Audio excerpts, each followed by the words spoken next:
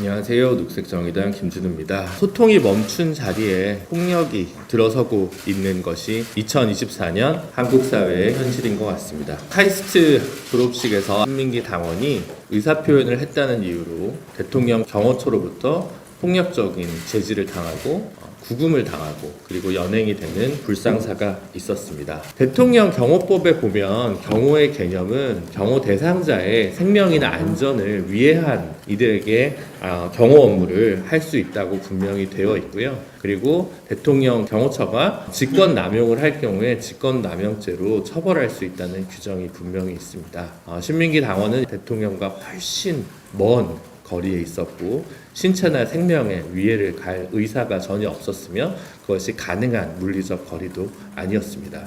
그러한 상황에서 대통령실에서는 프로토콜이라는 이유로 정당했다, 그리고 녹색정의당 당원이기 때문에 정치적 의도가 있다는 식의 적반하장적 태도로 일관하고 있습니다. 경찰로 연행되는 과정에서 다소 불법적인 구금 행위가 있었던 것이 확인된 만큼 이에 관해서는 적어도 한 명의 시민을 그리고 카이스트 졸업생을 정치적 의사표현의 자유조차 누리지 못하게 한 대통령실의 사과와 재발방지 대책 마련은 분명하게도 필요할 것이라고 생각합니다. 저는 녹색정의당 대전시당 대변인 신민기입니다. 저는 지난주 금요일 카이스트 학위 수여식에서 정부의 부자 감세와 R&D 예산 삭감에 피켓을 들고 항의했다는 이유로 윤석열 대통령의 경호원들에 의해서 입을 막히고 사지가 붙들려 연행되었습니다. 그리고 이제 법을 어겼다는 이유로 경찰 조사를 앞두고 있습니다. 그날 피켓은 저만을 위해서 들었던 것이 아니었습니다. 연구자라는 특정 예입 집단만을 살려달라고 얘기하기 위해서 들었던 것도 아니었습니다.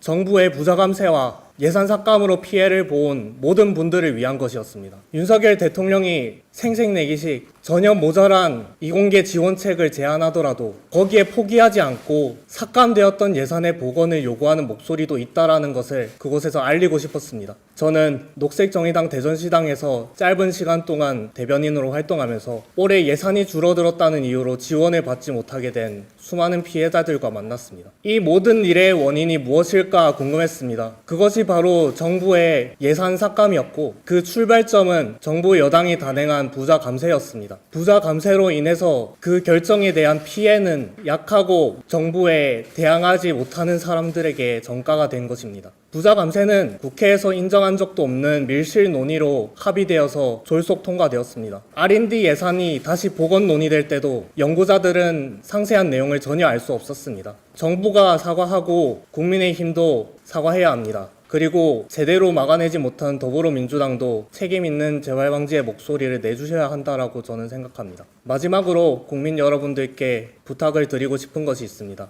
저와 함께하는 녹색정의당이 두려워하는 저한테 손을 내밀어줬던 것처럼 녹색정의당에도 기회를 주시고 손을 내밀어 주시길 간곡드리고 싶습니다. 제가 냈던 부자 감세 철회하고 R&D 예산 복원하라라는 목소리에 처음부터 끝까지 한결같이 그 뜻을 같이 해주는 정당입니다. 저를 응원해 주시고 목소리를 함께 내주신 국민 여러분들께 이 자리를 빌어서 진심으로 감사드립니다. 감사합니다.